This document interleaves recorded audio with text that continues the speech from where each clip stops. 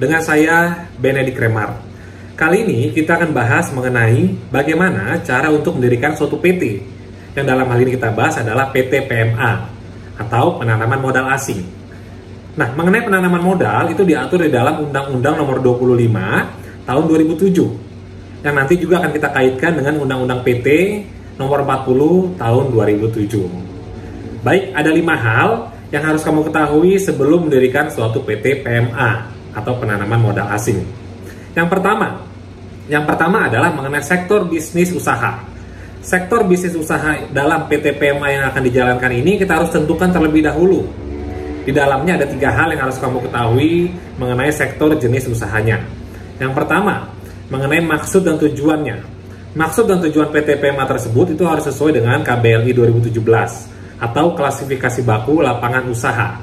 Nah, di dalam KBLI itu ada kode-kode jenis usaha yang diperbolehkan dijalankan di Indonesia. Contoh misalnya ada kode usaha untuk perdagangan, itu di kodenya 46900.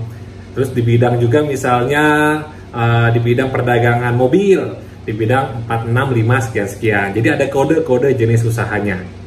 Nah, setelah kita tentukan maksud dan tujuannya, kita tentukan juga mengenai DNI, Daftar Negatif Investasi. Nah, Daftar Negatif Investasi itu diatur di dalam Peraturan Presiden Nomor 44 Tahun 2016. Di situ diatur mengenai jenis-jenis usaha. Jenis usaha yang terbuka, jenis usaha yang tertutup, jenis usaha yang terbuka dengan persyaratan. Nah, di dalam DNI tersebut itu diatur mengenai komposisi kepemilikan saham yang diperbolehkan oleh asing maupun oleh Indonesia. Contoh, dari maksud dan tujuan usaha di bidang jasa pengurusan transportasi atau JPT, itu di DNI diatur bahwa untuk jenis usaha JPT, kepemilikan saham asing maksimal adalah 67%. Sisanya wajib dimiliki oleh kepemilikan saham Indonesia. Adapun juga contoh di bidang usaha restoran. Nah, restoran itu diperbolehkan adalah kepemilikan saham asing 100%. Jadi diperbolehkan untuk usaha PT PMA di bidang restoran adalah 100%. Adapun juga contoh di bidang perdagangan kendaraan mobil bekas. Nah, perdagangan kendaraan mobil bekas itu diatur di dalam DNI adalah harus kepemilikan saham Indonesia 100%. Artinya, PT PMA tidak bisa mendirikan usaha di bidang perdagangan kendaraan mobil bekas. Seperti itu.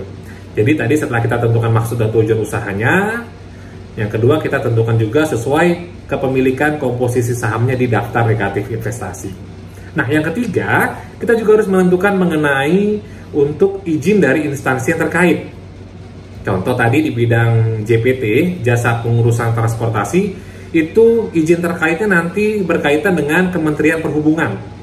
Nah, di dalam Kementerian Perhubungan ini ada aturan yang mengatur mengenai JPT bahwa di dalam Peraturan Menteri Perhubungan Permenhub Nomor 130 Tahun 2016 diatur bahwa PT PMA yang bergerak di bidang usaha JPT, jasa pengurusan transportasi, wajib memiliki modal minimal adalah 4 juta US dollar. Nah, kalau kita rupiahkan dengan kurs rupiah 1 dolar itu adalah 14.000. Jadi kira-kira PT PMA tersebut minimal modalnya adalah harus 56 miliar, seperti itu. Jadi kamu harus menentukan tadi yang pertama maksud dan tujuannya sesuai KBLI, DNI-nya daftar negatif investasi sesuai dengan Peraturan Presiden Nomor 44 Tahun 2016, dan juga mengenai instansi dari izin yang terkait nanti dengan bidang usahanya. Itu dia tadi untuk hal yang pertama mengenai sektor usaha dari PT PMA yang akan dijalankan. Kita lanjut yang kedua, yang kamu harus tentukan adalah mengenai pemegang saham. Nah, pemegang saham di sini untuk PT PMA adalah boleh badan hukum Indonesia, badan hukum asing, orang Indonesia, ataupun juga orang asing. Jadi untuk pemegang sahamnya itu boleh dari unsur Indonesia maupun unsur asing. Nah, untuk komposisi sahamnya tadi seperti kita bahas di awal mengenai sektornya tadi, kamu harus tentukan sesuai dengan DNI ya, daftar negatif investasi. Kepemilikan saham yang diperbolehkan oleh asing itu berapa komposisinya? Ada batasan-batasannya, seperti itu. Selanjutnya kita lanjut mengenai pengurus. Nah, pengurus ini juga terdiri dari direktur dan komisaris, sama halnya seperti PT Indonesia. Nah, dari direktur dan komisaris ini juga boleh lebih dari satu. Misalnya, direkturnya lebih dari satu, berarti ada direktur utama, ada direktur. Komisarisnya juga boleh lebih dari satu, ada komisaris utama, ada komisaris. Seperti itu. Namun yang membedakan di dalam pengurus PT PMA ini, untuk jabatan direktur personalia, itu dilarang dijabat oleh warga negara asing. Hal tersebut diatur di dalam Peraturan Presiden nomor 20 tahun 2018. Di situ diatur mengenai posisi direktur personalia itu dilarang dijabat oleh warga negara asing. Seperti itu. Selanjutnya untuk hal yang keempat yang kita bahas untuk menentukan dalam pendirian PT adalah mengenai nama. Nah, nama PT sendiri itu juga sama seperti PT Indonesia.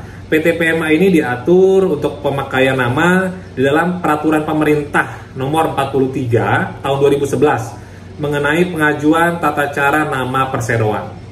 Untuk nama PT PMA itu juga terdiri dari minimal 3 kata. Tapi yang membedakan adalah PT PMA itu boleh berbahasa asing. Itu yang berbeda dari PT Indonesia, karena PT Indonesia wajib berbahasa Indonesia. Seperti itu. Selanjutnya yang kelima, yang terakhir, yang harus kamu perhatikan adalah mengenai kedudukannya. Nah, kedudukan dari PT PMA ini juga berada di dalam kota ataupun kabupaten, sama seperti PT Indonesia. Tapi yang harus kamu ingat adalah kedudukannya jangan sampai salah. Maksudnya begini, karena PT PMA ini kan modalnya adalah modal besar ya, PT besar. Karena PT PMA itu diatur bahwa modal minimalnya, modal dasar adalah 10 miliar. Modal disetor adalah 2,5 miliar. Yang artinya PT PMA ini nanti bergerak di bidang usaha yang besar. Nah, untuk bergerak di bidang usaha yang besar ini, kita harus mengetahui kedudukannya, daerahnya, wilayahnya. Apakah wilayah setempat tersebut diperbolehkan untuk perizinannya nanti? Contoh, misalnya ada PT PMA yang ingin mendirikan sebuah pabrik. Nah, PT PMA tersebut ingin mendirikan di Jakarta Selatan. Nah, itu dia. Kita harus menentukan apakah diperbolehkan untuk PT PMA tersebut yang bertujuan usaha mendirikan suatu pabrik berkedudukannya di Jakarta Selatan. Kita harus tentukan dulu mengenai kedudukannya di Jakarta Selatan itu diperbolehkan atau tidak. Karena di Jakarta itu ada zona-zonanya. Zona untuk misalnya zona bisnis, ada zona perumahan, dan lain sebagainya. Seperti itu. Ya. Itu dia 5 hal yang sudah saya sampaikan mengenai bagaimana cara untuk mendirikan suatu PT PMA. Buat kamu yang ingin ditanyakan seputar PMA atau PT PMA ini, kamu bisa isi komentar kamu di dalam kolom video ini. Oh iya, jangan lupa ya untuk like serta subscribe video ini. Bye-bye!